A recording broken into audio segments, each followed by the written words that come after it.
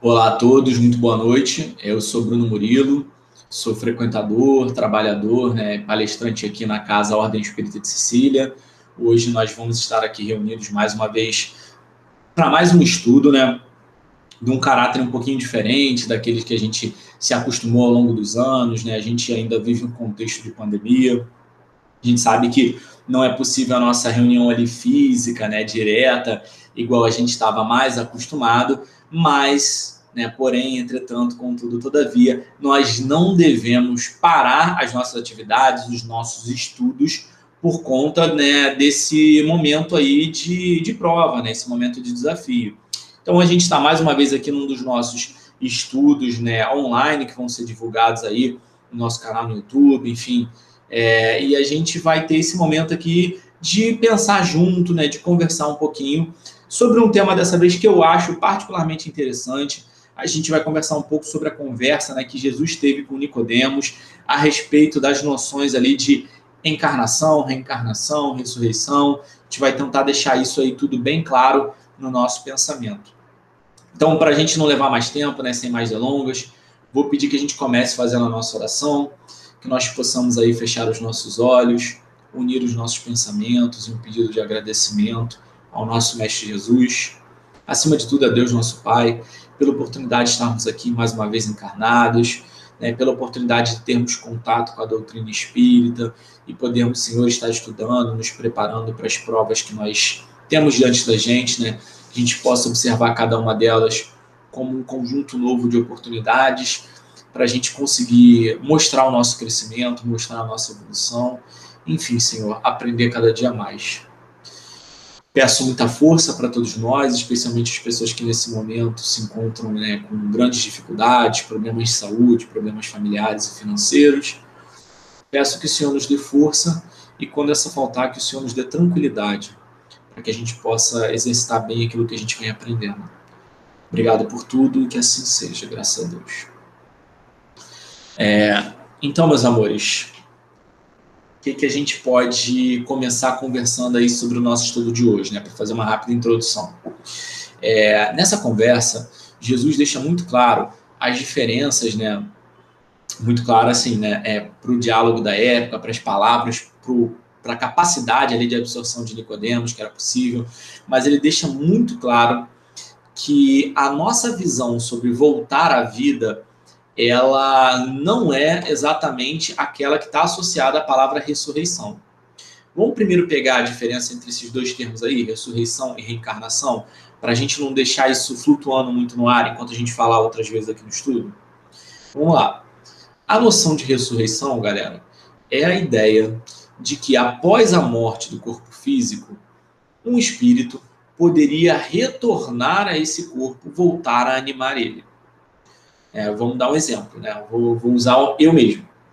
Então, Murilo aqui no auge dos seus 31 anos, exalando força, saúde e gripe nesse momento, sofre um acidente, vem a falecer, e aí a noção de ressurreição seria a ideia de que o meu espírito ele pode retornar a esse corpo e voltar a animar essa existência.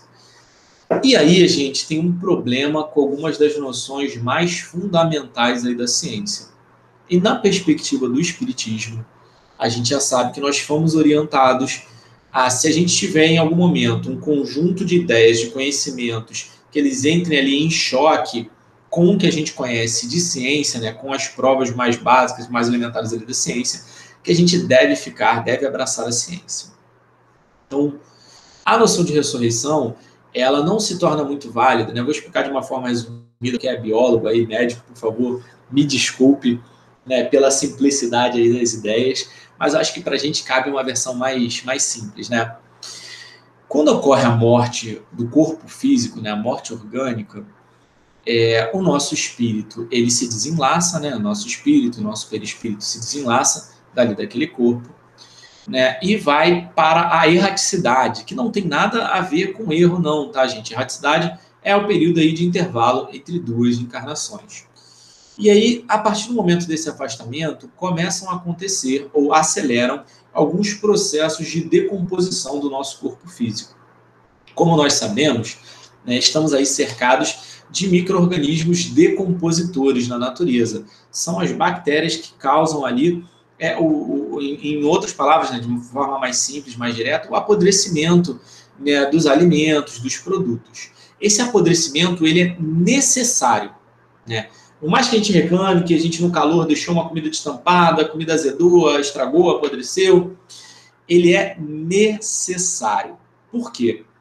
Ele devolve à Terra nutrientes desses corpos. Nesse processo de decomposição da matéria orgânica, esses micro-organismos devolvem à Terra uma série de nutrientes muito importantes para o crescimento e desenvolvimento da vida vegetal. E a gente já sabe como é que funciona aquele ciclozinho, né? Essa vida vegetal vai crescer mais facilmente, vai usar esse material decomposto aí como adubo e vai se desenvolver, servindo de alimento para os animais, né, herbívoros e onívoros também. E aí esses animais herbívoros eles vão servir de alimento para os animais carnívoros e, em certa medida, para os animais onívoros também.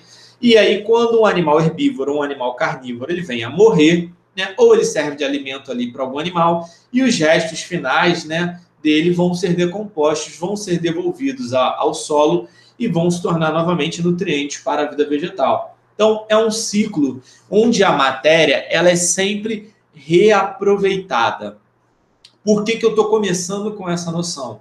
Essa ideia de que toda a matéria é reaproveitada ela é imprescindível para que a gente entenda que a ressurreição ela não tem como funcionar na perspectiva científica, né, da maneira como ela é compreendida até então, né, como um espírito retornando ao mesmo corpo. Porque aquele mesmo corpo, a partir do momento, né, do desencarne, ele já começa a entrar, ele já vai cavalgando ali em direção aos processos de decomposição.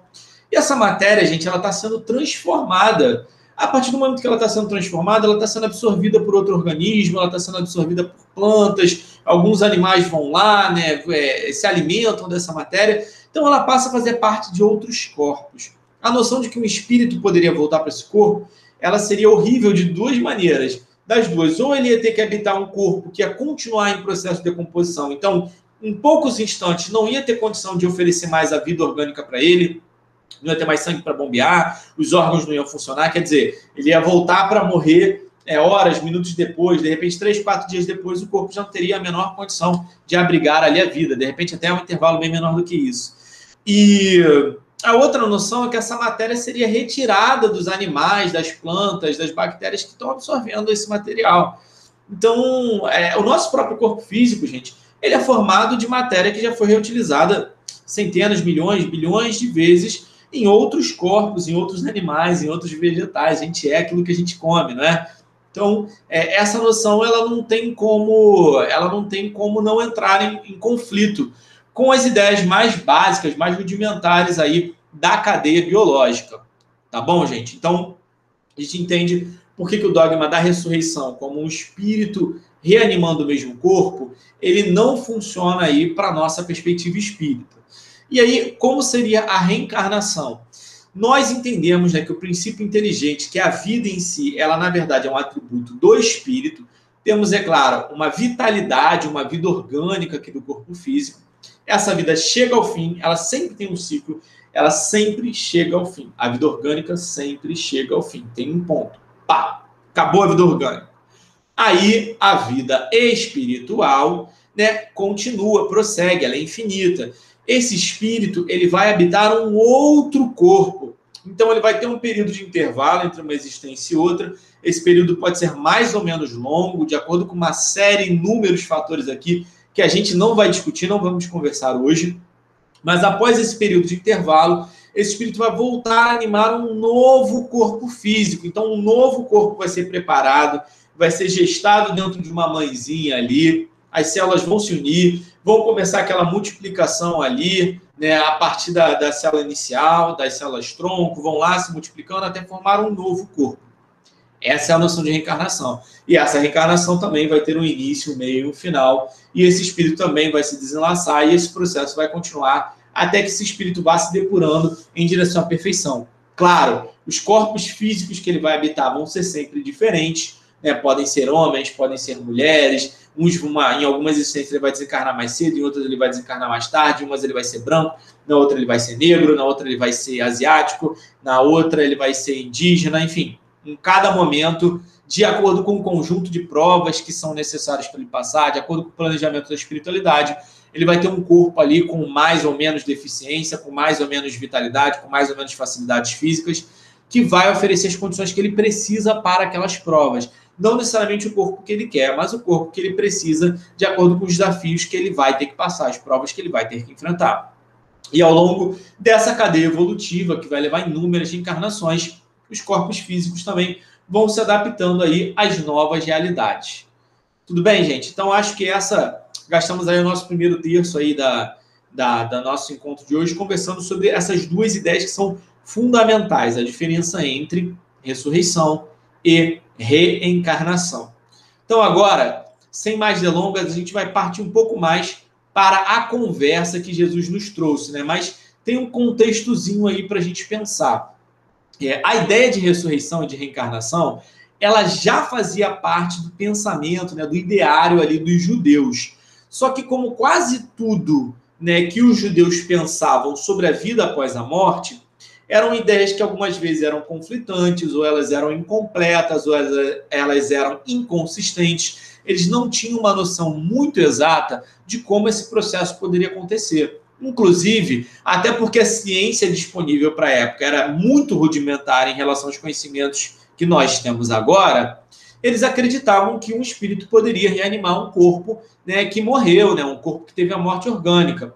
Então, essa ideia de reencarnação, para os judeus, ela estava ainda muito imbricada, muito misturada, né? Ela não tinha como se separar da ideia de ressurreição. Eles não tinham muita ideia de como aconteceria isso, mas sabiam que poderia acontecer, que o espírito voltava. Como cada um tinha a sua versão ali, mas eles não sabiam onde se apoiar. E aí, a reencarnação, ela já é essa noção de que o espírito volta, mas volta em outro corpo. Então, a palavra ressurreição, ela poderia se aplicar ao caso de Lázaro, né, que dentro da história ali teria sido ressuscitado pelo poder de Jesus. A gente já sabe, né, estudando, que ele, na verdade, vinha ali de um estado parecido ali com um coma, com uma catarse, e ele foi despertado e não ressuscitado. E não se aplicaria ao caso de Elias, né, que a gente sabe que existem várias passagens que mencionam o ponto, né, de que João Batista era Elias, né, de que a gente estava vendo ali uma reencarnação. E Jesus até confirma isso, não combate essa ideia em nenhum momento.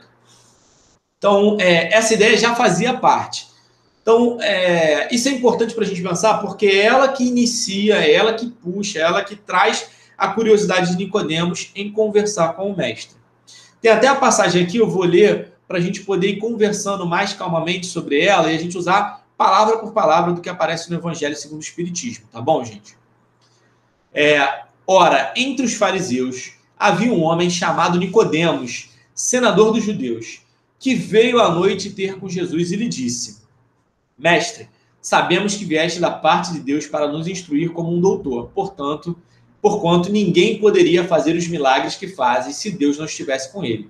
Então, é legal porque no primeiro momento Nicodemos reconhece no mestre e fala: olha, ninguém que não tivesse uma autoridade concedida por Deus poderia sonhar em fazer, né, o que você faz, as suas obras, os seus ensinamentos, né, os seus milagres, que a gente já sabe que são fenômenos mediúnicos, fenômenos espirituais, fenômenos físicos.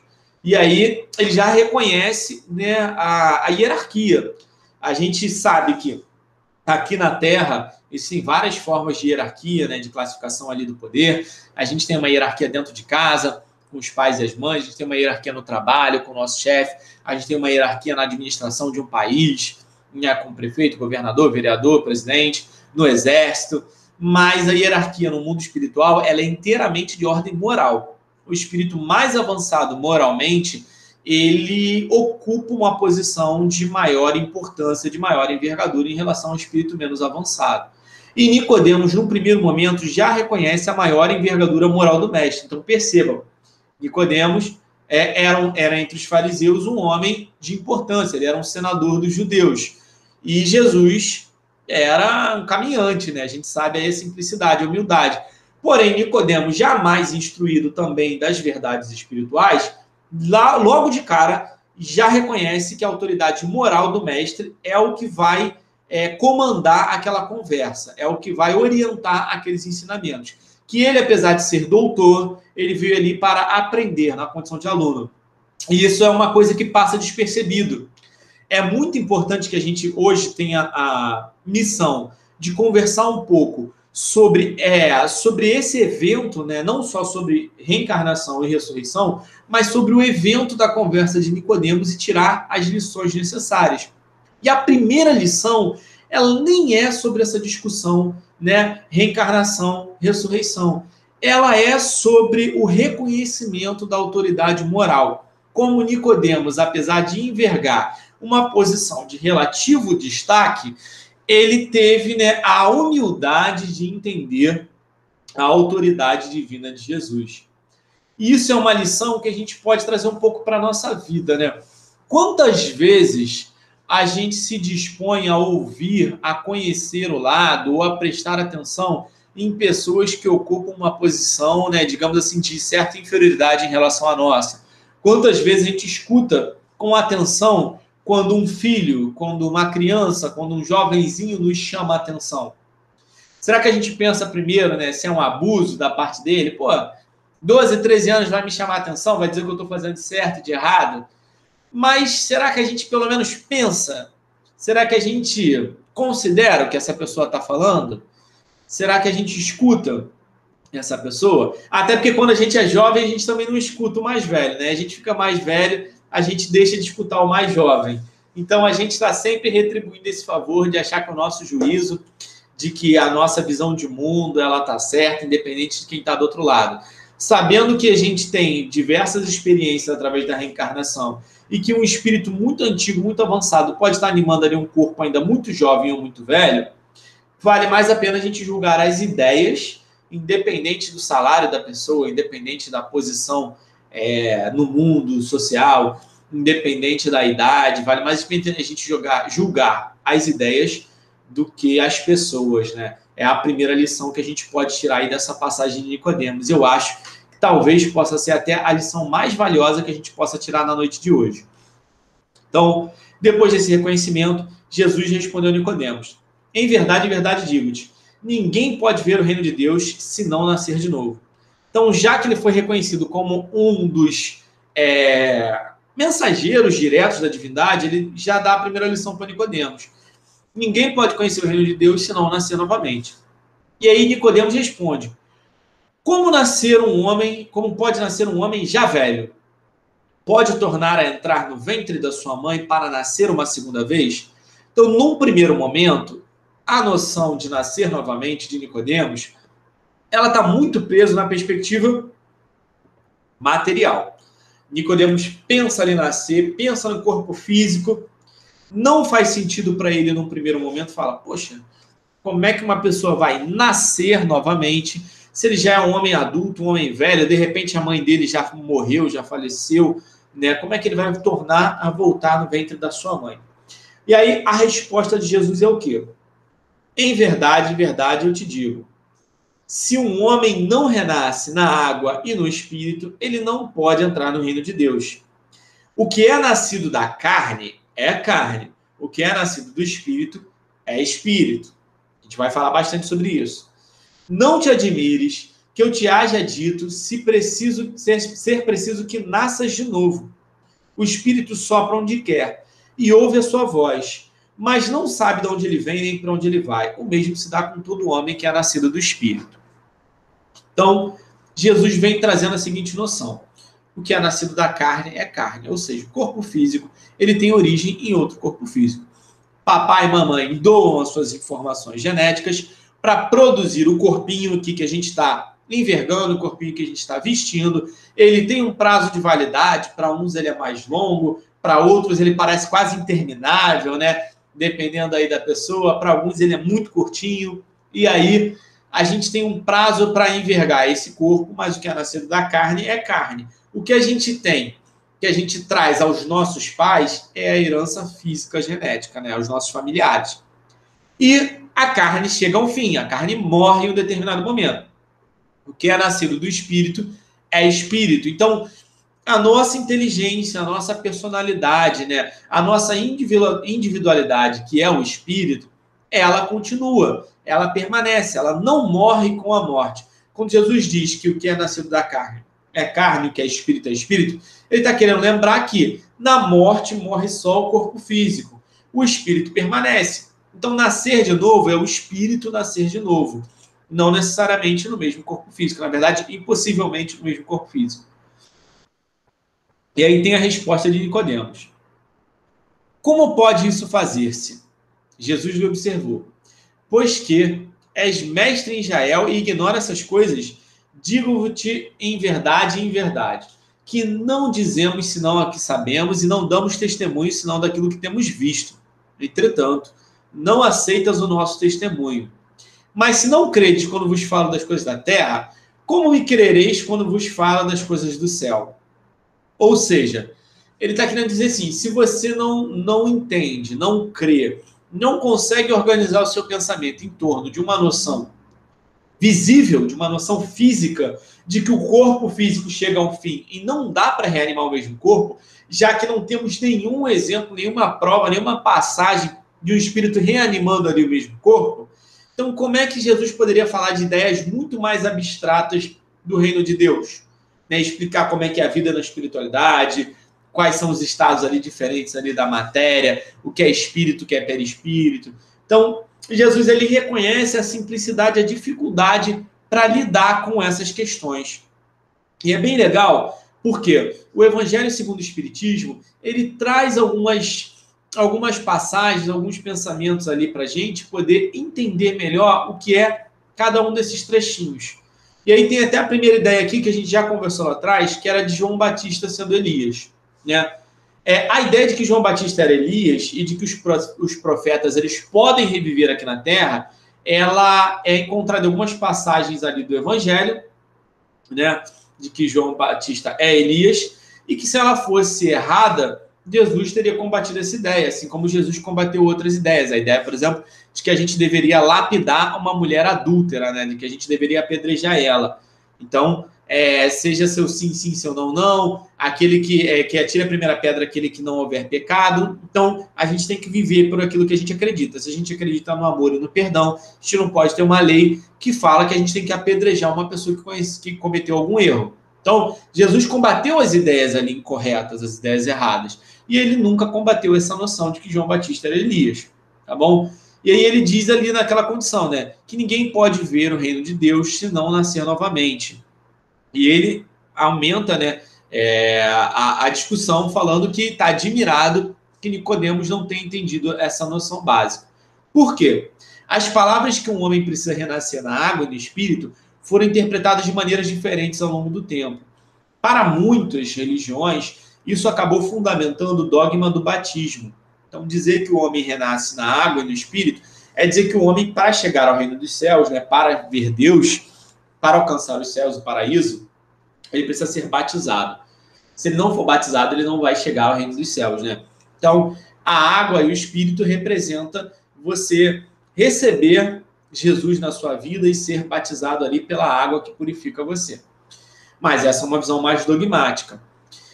Como não haviam conhecimentos biológicos e científicos ali mais consistentes, mais avançados naquele momento, a palavra água, ela era muitas vezes tomada no idioma judaico como uma palavra básica para a gente falar sobre processos orgânicos, sobre vida em geral.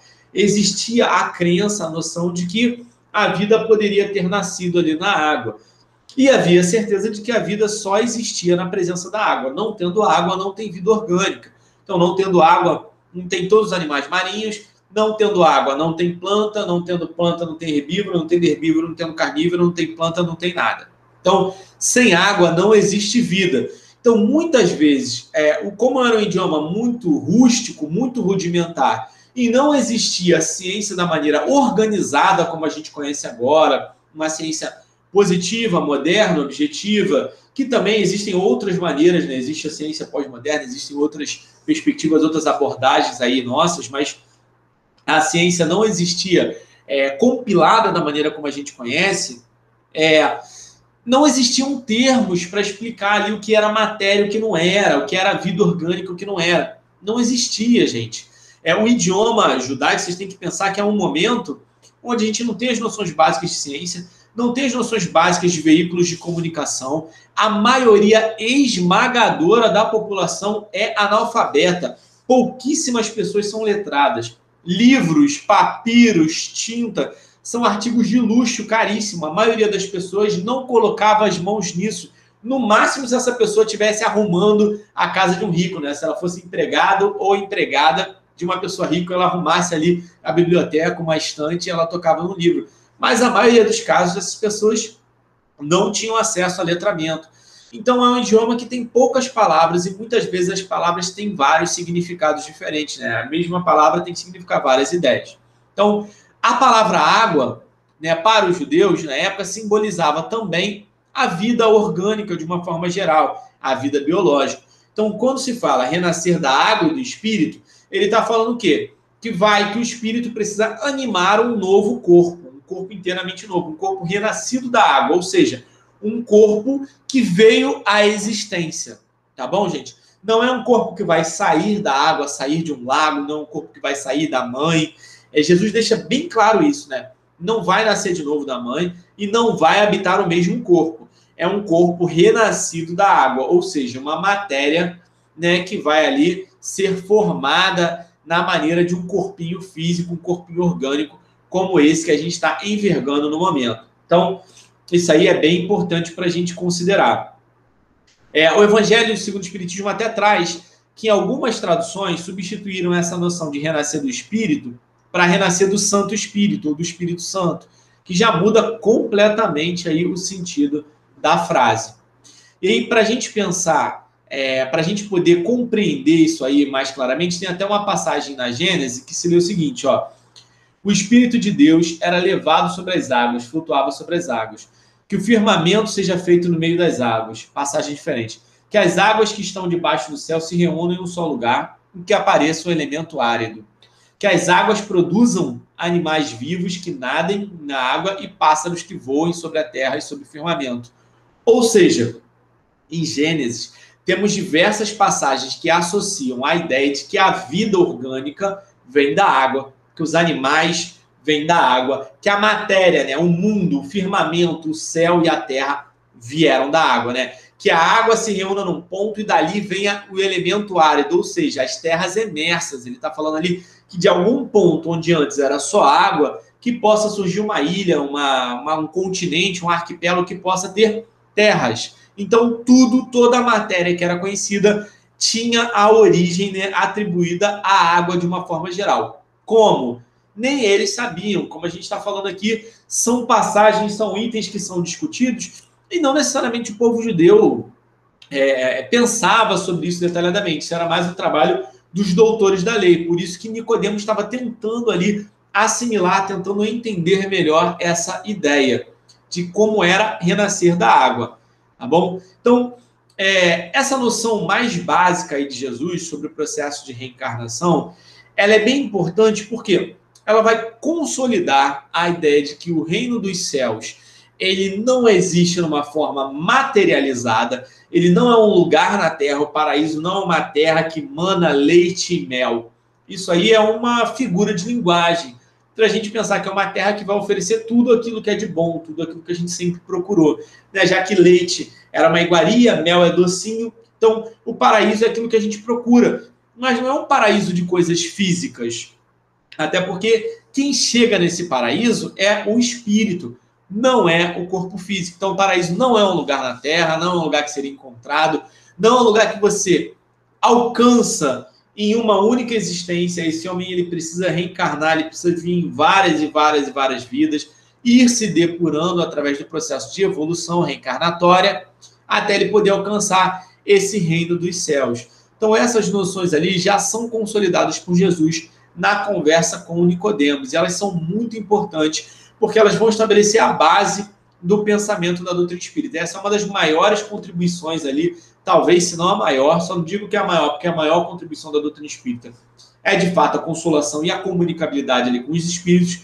explicar em que instância ela funciona, como ela funciona e por que ela funciona, mas eu acredito que é um dos principais pontos aí chaves para a gente entender as diferenças que existem entre uma pessoa e outra. Eu acredito que sem a reencarnação, sem a gente entender essa ideia de uma forma mais clara, realmente a justiça de Deus, a justiça divina, ela fica parecendo para a gente uma coisa completamente abstrata, né?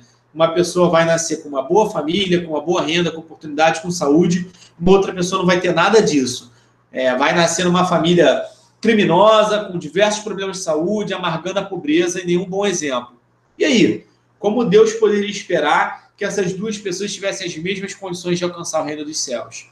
Com o dogma da reencarnação, a gente entende que esses espíritos podem estar em momentos completamente diferentes ali do processo evolutivo, que independente dessa encarnação para cada um, os dois, né, vão alcançar a perfeição em um dado momento, e que se a situação de algum parece mais difícil, mais puxada, mais desesperadora, é porque naquele momento ele precisa enfrentar provas mais ásperas, que também vão permitir um crescimento maior, mais acelerado para ele. Seja porque ele perdeu tempo em encarnações anteriores ou nessa mesma encarnação e agora precisa passar por provas mais ríspidas de uma vez só, seja porque ele está muito atrasado no processo evolutivo e ele precisa dar conta aí desses desafios, precisa vencer essas barreiras ali. Em algumas vezes, um espírito muito avançado também acaba enfrentando, né, provas mais severas. Quanto mais você é forte, né, mais você consegue carregar, até para servir de exemplo, para consolidar as bases de um grande projeto, né, de uma grande obra aqui na Terra.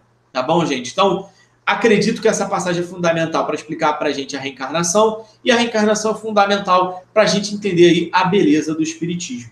No mais, aqui, terminei aqui exatamente no minuto que eu precisava, meus 30 minutinhos. Vamos pensar bastante nessa conversa, pensar bastante nessas ideias que nos foram apresentadas, né, e aproveitar também esse momento em que a gente se sente aí abraçado pela espiritualidade, que a gente se sente amparado, para que a gente possa, né, fazer uma nova oração, para que a gente possa elevar nosso pensamento e um pedido, Senhor, especialmente pelas pessoas que nesse momento se encontram em grande dificuldade, se encontram internadas nos hospitais, se encontram, Senhor, abandonadas muitas vezes em asilos, em orfanatos, se encontram nas ruas, pessoas que estão passando por desafios muito grandes, precisando muito da tua ajuda e precisando muito da nossa ajuda também.